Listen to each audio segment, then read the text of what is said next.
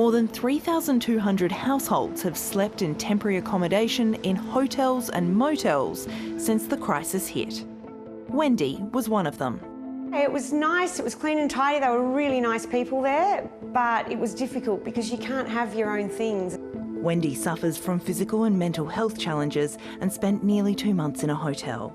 You're given a diary, a rental diary, so you've got to write down the properties you go and see, who you speak to, you've got to get property agents to sign it, so it all can be a bit embarrassing. Even before the crisis, the social housing list was dire. 50,000 people were on it and waiting up to a decade for it. Wendy's housing and lifestyle situation has been rocky, and in recent years Wendy had gone from staying with family, a rental property, to couch surfing.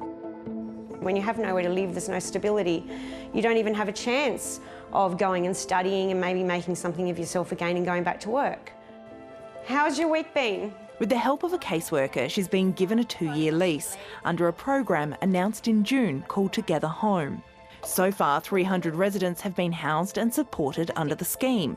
I am functioning in a healthy way. I've made more healthier relationship, which is a lot easier when you have a home to go to. Not wondering from one day to the next where I'm going. I've got the keys, I can open my own door now. Normally not one to call for help, the virus also pushed Paul to look for somewhere to stay.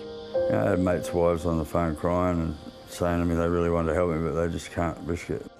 He'd found himself couch surfing and paying for hotel rooms after about an 8-year stint in prison.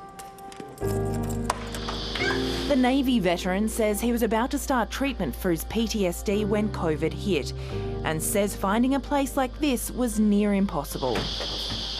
Yeah, okay, great, I can show them my honours from being in the military, but then they serve about 10 years in jail. And any real estate owner has every right to have different thoughts about their place being turned into some sort of, drug lab or something. It's like, the thing is, it's not like that.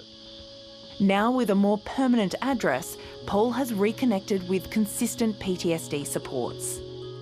It's basically given me a chance to get myself back to the stature of who I am. I was losing my identity there for a while. He's now looking into youth work to prevent kids going down the same path. Crime's not the answer to everything, but it's definitely, as they say, that the job's great, the holidays are crap. The advocacy group Homelessness New South Wales estimates another 9,000 people could be experiencing homelessness by mid-next year.